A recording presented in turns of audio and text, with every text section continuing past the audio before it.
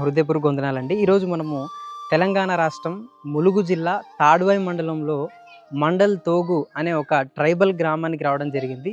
ముఖ్యంగా ఇక్కడ ఉంటున్న ప్రజలు ఎలాంటి పరిస్థితుల మధ్య వారి జీవనాన్ని కొనసాగిస్తున్నారో ఒకసారి మనం చూసి వీరికి ఏమైనా ఇబ్బందులు ఉన్నాయా, వీరికి ఏమైనా అవసరాలు ఉన్నాయా అవి తెలుసుకొని ముందున్న రోజుల్లో మన వంతు వీరికి ఏదైనా సహాయం చేయాలనైతే ఒక ఆలోచన చేత మేము ఈ ప్రాంతానికి రావడం జరిగింది.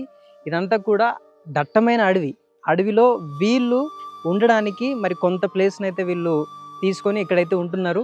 మీరు చూస్తున్నారు కదా! ఇదంతా కూడా మట్టి గోడలు.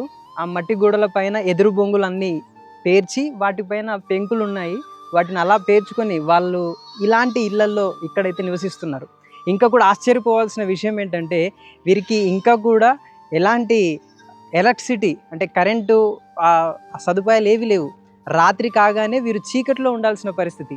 ఇంకా కూడా దీపాలలో వారి జీవనాన్ని కొనసాగిస్తున్నారు. వాస్తవానికి అప్పట్లో మా పూర్వీకులు అలా ఉండేవాళ్ళు అని విన్నామే తప్ప ఇదిగో ఇప్పుడు చూస్తుంటే ఇలాంటి పరిస్థితుల్లో ఇంకా మన తెలంగాణ జిల్లాలోనే నివసిస్తున్నారు ప్రజలంటే ఆశ్చర్యపోవాల్సిన విషయం.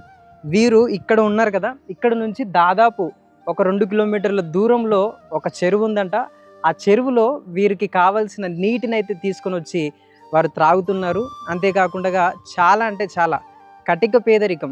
ఇక్కడ వీరికి చేసుకొని తినడానికి ఎలాంటి అవకాశాలు లేవు గనక వీరుంటున్న ప్రాంతాన్ని విడిచి ఇక్కడ నుంచి దాదాపు ఒక 8-9 కిలోమీటర్ల దూరంలోనికి వెళ్ళి పనులు చేసుకొని మరలా ఈ ప్రాంతానికి వచ్చి వారి జీవనాన్ని అయితే కొనసాగిస్తున్నారు.